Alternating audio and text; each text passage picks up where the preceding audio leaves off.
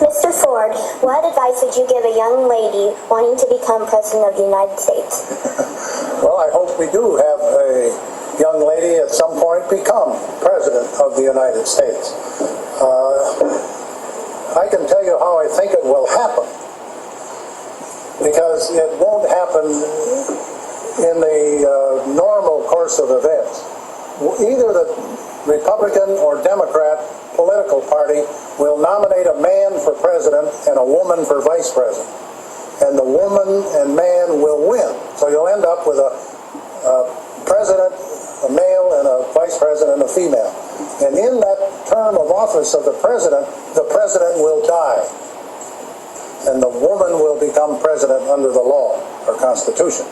And once that barrier is broken, from then on, men better be careful, because they'll have a hard time ever even getting a nomination in the future. But that's the way it's going to happen, and I think it'll probably come sometime in the next...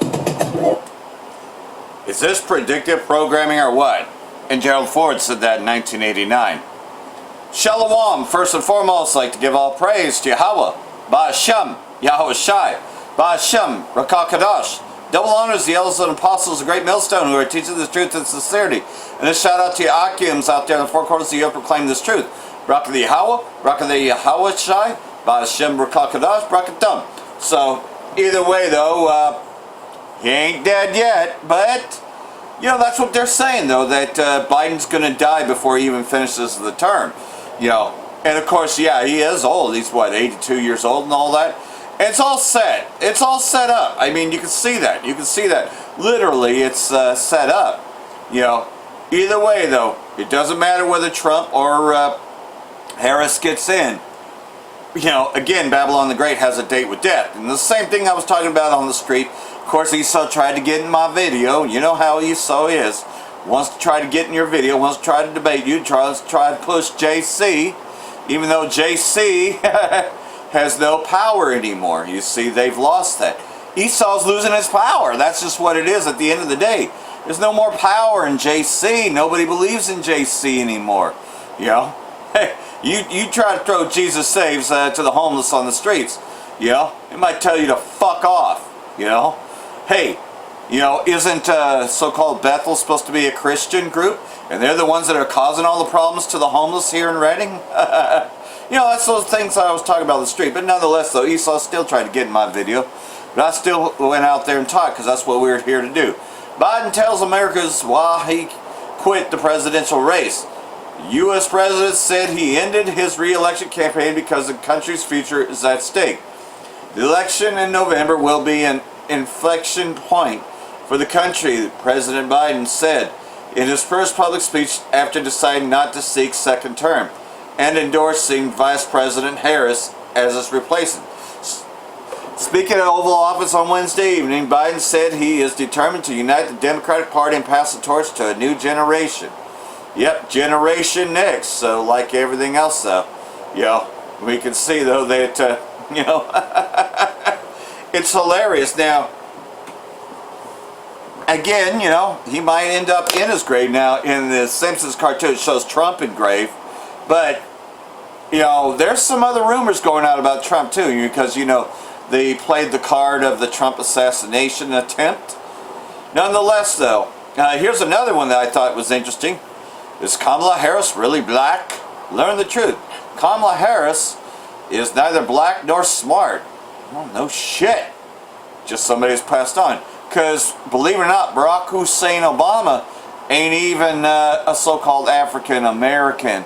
You know, he's not an Israelite. He's actually his father is from Kenya, but he's not of the Israelite tribes. He is more of, or his father ain't even from Kenya. His father is Egyptian. See, Obama's really an Egyptian. He's more of a Hamite. You know, but that's neither here nor there. But you know, more similar on Harris, right? Learn the truth, right? I mean, she's such an evil, stupid person at the same time, cackling witch, that, and totally fake in every way, that it's really hard to even try to grasp it. I've got more than 20 clips here of her making an absolute fool of herself, and there's just hundreds more. My eyes were bleeding this morning sitting these the crew. Just clip after clip after clip after clip after clip of the most insane crap you've ever witnessed. And then they're spinning it that she is that she's black, and the Republican leadership's like, well, let's not make it about the fact that she's a diversity hire, because I mean there's plenty of black women that can be president. They're smart, but this lady certainly isn't black, and she certainly isn't smart. So there we go, not black, but it's going to run the card anyways, right? Percentage of Americans that worry they won't be able to pay their bills is higher than it was during the Great Recession. Yeah, because America's going to be bankrupt forever. There is no comeback this time. You remember how painful the Great Recession was, 2008, and the years immediately following were definitely a dark chapter in our history. Yeah, they pushed Obama on you, right? Because Obama was that new hope. Remember that? That was he ran on hope and change, and everybody believed it, right? Does anybody believe in hope and change now in 2024? Or has that died? New study has actually found the percentage of Americans that worry they won't be able to pay their bills is actually higher today than it was back then. Slowly but surely, economic strength has been fading out. The standard of living has been falling.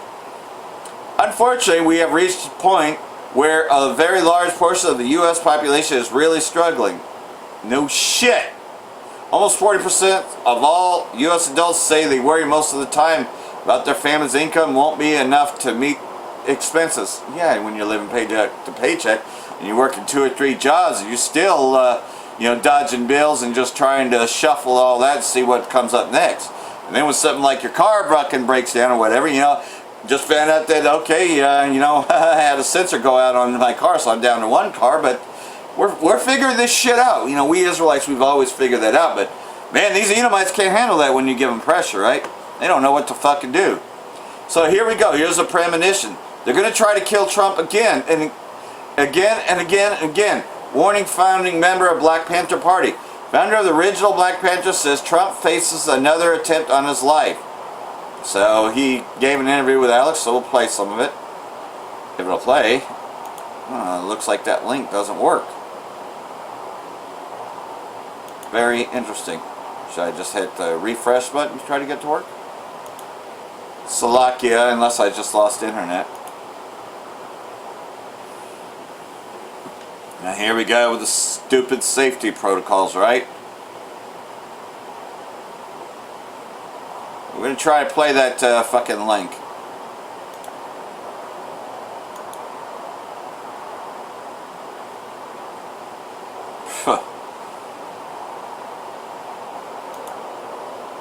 My guess is they've removed it. You know what? On to the next. That's what we always say, right? Yep. It's on to the next one. Oh, well, I have the article here. They're going to try to kill Trump again and again and again. Hey, at least we got the article, though. More guns, less butter. How will the EU austerity to militarization? President Biden, long showing signs of decline, is now officially done for in 5 months' time, if not sooner. The current odds on favorite to be next president speaks often about turning away from Europe. Governments are collapsing, countries are fracturing across the EU, and the Eurozone economy is a mess, and that more than anything else is going to cause the Tin Horns to hate the whore right there. It's because of the failed promises of Babylon the Great. One might be tempted to come to the conclusion that it is time for the EU to start figuring out an exit strategy from its war against Russia. Yeah, exactly. They're going to unite with Russia. Trouble is, if the bloc's crop of leaders were able to grasp the situation and act, they likely would have gotten out a long time ago, or never been game at all. Instead, they kept digging deeper in grave. And here again, we have the EU doubling down. Well, like everything else. So, what does the scripture say? That these shall hate the whore and burn her with fire?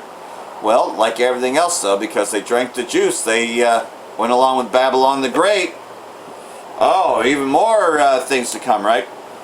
Singapore approved 16 insects for human food. You know, Bill Gates' plans for everybody to eat, you know, bugs, you know, the stuff that they're teaching the kids to do. Singapore became the latest country to authorize insect products for human consumption. In what The Guardian described as a move paves the way for plates to become regular, leggier, and more sustainable, and a sign of things to come. Well, just like that video you saw on the Atlantis report, where, yeah, you should eat lab-grown meats and all this garbage, you know, because that's what they want you to do. That's what the elites want. Singapore approved 16 insects as food for humans, becoming the latest country to authorize insect products for human consumption. So, it's happening. This is what's happening with the food wars, and of course it's part of the World Economic Forum. NASA said the UN, along with the World Economic Forum, promote the so-called SDGs, which can supposedly be met if we change our diet. Yet, we don't see the World Economic Forum or UN attendees eating insects at their meetings. Well, no, of course not. You know, it's not something they have to consume, just everybody else. Israeli state warns that Iranian terrorist proxies plotting attack on Israelis at Olympics. Wow, okay, so we got a false flag premonition, right? You know, so, and don't be the least bit surprised these gutter rats tried to pull something off like that and then say that it was Iran. Kind of like the fake Hamas kidnapping, right? You know, where they staged that event, but yet you find out that, oh, the IDF just let them fucking in there, right, to stage that whole event. Yeah, I wouldn't put it past these Israelis, right? Because their credibility is down the fucking toilet anyways. 2024 Paris Olympics will officially open Friday night, July 26th, but already there are warnings that terrorists are looking to disrupt the games. Israeli state loudly warning that these athletes are prime targets. Let's see, did they play their joggers card? There's a few more cards left in that Illuminati card game, so we'll just see what kind of cards they play, right? Because it seems that they're playing out a lot. We have current assessments regarding the potential threat by Iranian terrorist proxies and other terrorist organizations aimed to carry out attacks against members of the Israeli delegation. Yeah, because the Israelis are so fucking innocent, right? You know, the Israelis would never try to starve anybody out, you know, because they're such good people, you know, because, you know, they have a right to defend themselves, you know, so, you know, starving out people and, you know, moving them to the south just to execute them and all that. I mean, don't you ever say anything bad about these Israelis, because that's very anti-Shemitic, right?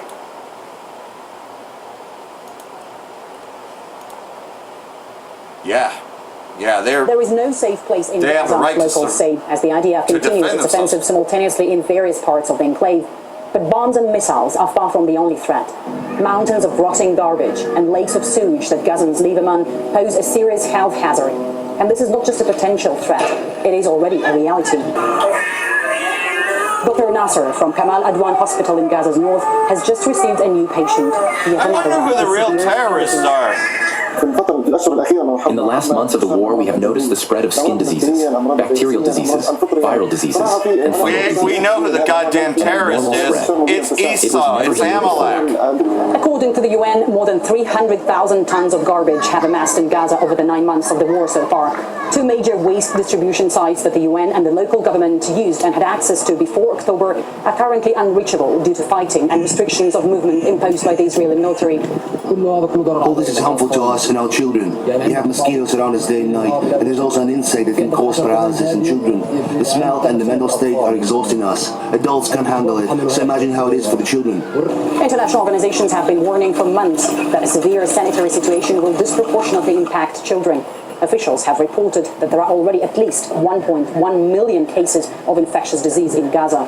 We suffer from garbage and sewage, diseases like mosquitoes and flies, as you can see it showing. We wish we could sleep from the mosquitoes biting us all night and the garbage suffocates us. We wish someone would clean it. The smell is suffocating us. Sewage pools are expanding as the sanitation infrastructure has been severely damaged. The hot summer temperatures have aggravated the situation, attracting disease-carrying rats, mice, cockroaches, and flying insects, making it easier for infections to spread.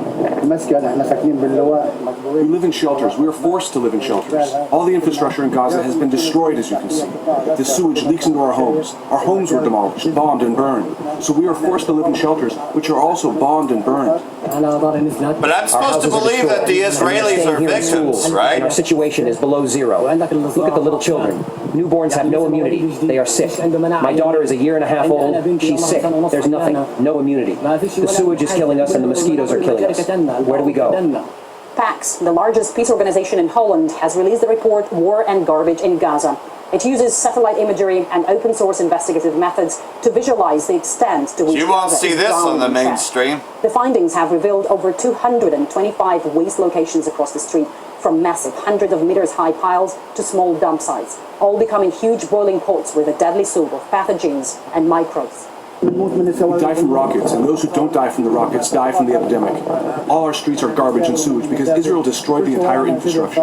We appeal to the world, to the Arab and Islamic countries, and to the entire nation of Muhammad and the world to stop this war. Enough of this war. Until when? Do you want to exterminate the entire Palestinian people? And that's exactly what the Israeli state would do. The World Health Organization has... That's what's going to draw everybody into this war, especially when they make their moves against Syria. Risks of cholera spreading, conditions the agencies say are close to ideal for such outbreaks, and this poses a threat not only for the Gaza Strip. Gaza isn't a world away. The Palestinian enclave shares a 60-kilometer frontier with Israel. With no barriers to halt the spread, experts say contagious illnesses could easily cross this border, as well as the border with Egypt, which raises concerns that Gaza's current hygiene crisis could potentially escalate into a broader regional health emergency. Marie Fanoshina, RT, reporting from Jerusalem. But that's what's really going on there. But you wouldn't hear about that in the mainstream media, right? And in fact, Bashar al-Assad is meeting with Vladimir Putin to discuss bilateral ties, regional issues. President Putin and his Syrian counterpart Bashar al-Assad have met in Moscow to discuss bilateral ties and regional issues in the first meeting in the Kremlin in over a year. Putin hosted Assad in the Russian capital on Thursday and held talks on matters of mutual interest. Syrian Arab News Agency and Russia's TASS news agency reported Assad said both Syria and Russia have encountered tough challenges but have consistently managed to overcome them, emphasizing the strong trust between Moscow and Damascus, Syrian Arab News Agency said. Putin, for his part, characterized the situation in West Asia as growing more tense and stressed that the need for continuation of bilateral talks. Syrian Arab News Agency further reported that, adding that he also stated that there are promising prospects for economic and trade relations between Syria and Russia. And like everything else though, more than anything else though, when Damascus is taken away, that's what's really going to draw everyone in. You know, because that's the one event that hasn't happened yet. You know, sure there's the Babylon the Great, you know, along with the Israeli state control 1/3 of Syria, but Damascus is still in power. But when it ceases, that's going to draw everybody into this. Israeli state continues to forcibly transfer Palestinians to the Gaza Strip south. UN Office for Coordination of Humanitarian Affairs in the occupied Palestinian territory says the Israeli state continues forcible transfer of Palestinians in the devastated northern part of the Gaza Strip to the south of the besieged territory. And then they just make their attacks against Khan Yunis and, of course, Rafah.